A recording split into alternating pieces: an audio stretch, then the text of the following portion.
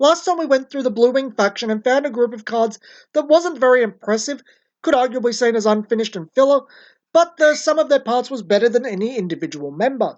Today we look at the individuals of the generic Aqua Force. Stormrider Nikolaus has the standard stats for a grade 1 and a fairly nifty effect, a chance for a +1. When you ride or call him, check top 7 for a copy of Algos and he gets +3000 for the turn. The search has a pretty good odds of getting an Algos if you run a playset, 47% chance of hitting one, and any type of +1 is a blessing. However, and this is me personally, I gravitate towards Tidal Assault rather than Algos.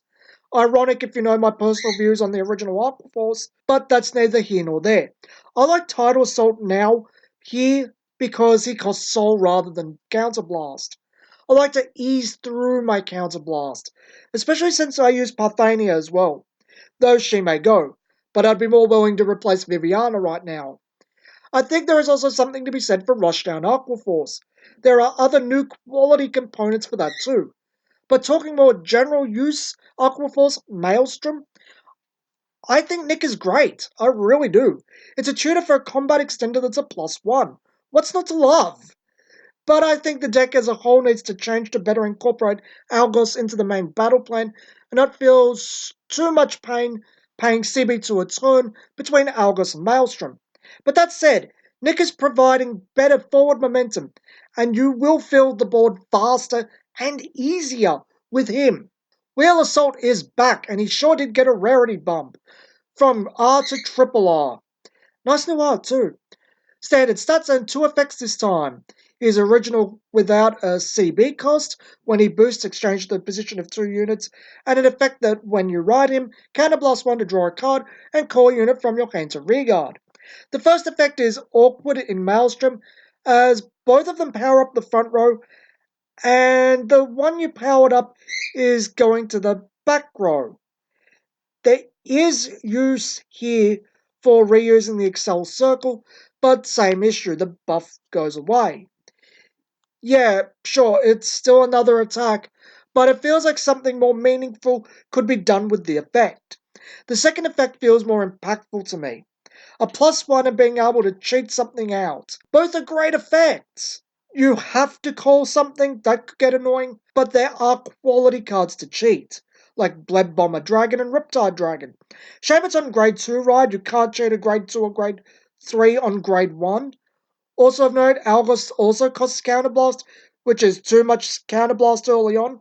Wheel is a good card, but I think it conflicts with Maelstrom in the early game a bit. I think there is potential for a Rushdown Naval Gazer deck though. It's something I'd have to look into, but honestly probably won't. Our final grade 1 is Calm Assault, another new guy with standard stats. His effect is simple. When your unit attacks, if it's wave 3 or 4, Soul Blast 1 for +5000 to that unit. He alone can be bumped to 13,000. He's not once a turn and he distributes it. He's pretty versatile. But space is tight, he conflicts with Tidal Assault. I think he's pretty nifty, but again, I think the deck would have to change significantly to incorporate him. Again, rely on Algos. Our only grade 2 is Coral Assault.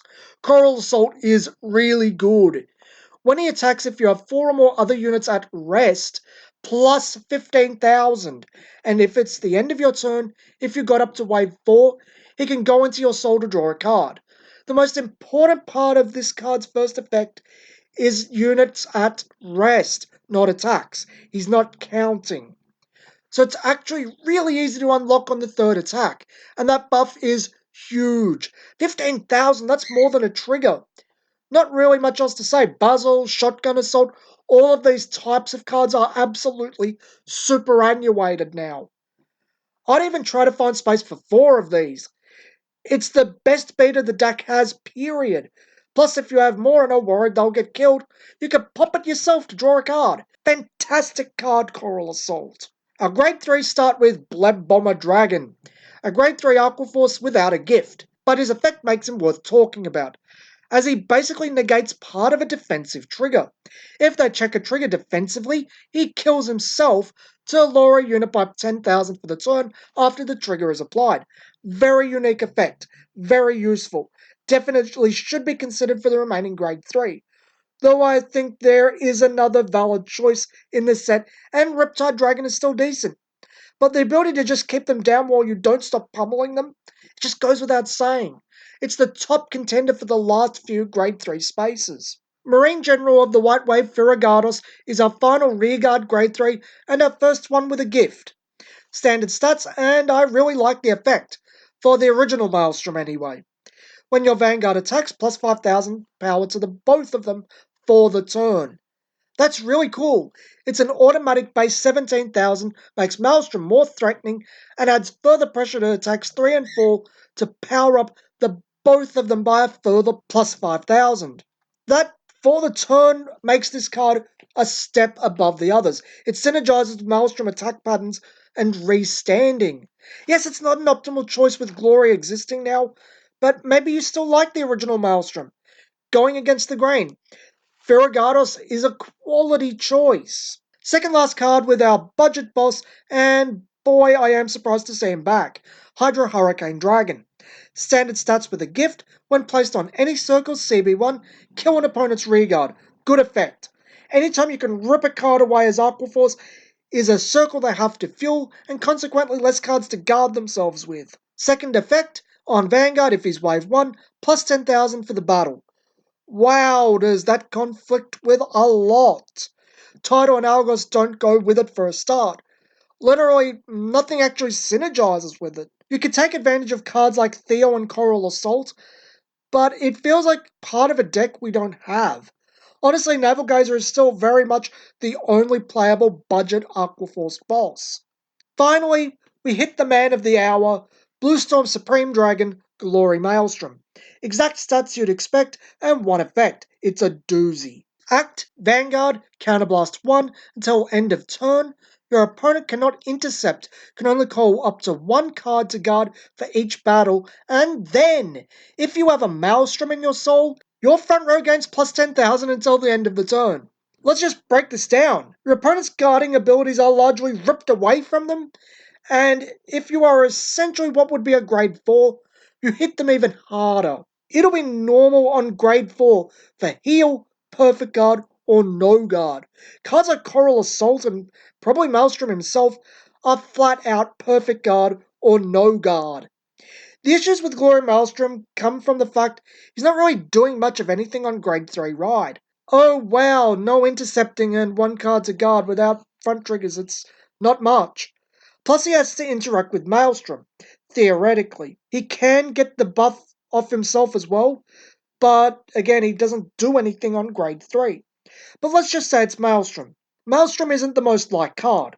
I like him, but the general consensus on the first viewing of Glory was that he needed front triggers, which Maelstrom is kind of iffy on. They work, just not to maximum efficiency. Let's just say you have a fairly standard board and use Glory as a grade 4. Not taking into account triggers, the initial 19,000 from Algos is only 10,000 to stop on a non-Excel circle, 15,000 on an Excel.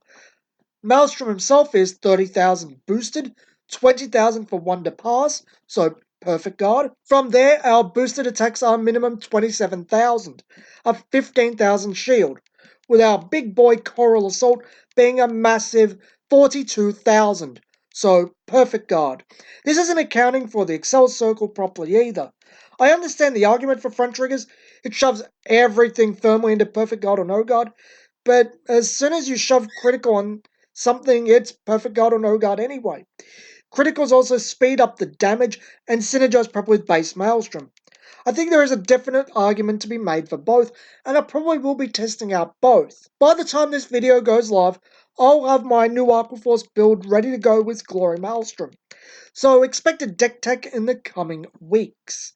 Thanks for watching, and I'll see you guys next video.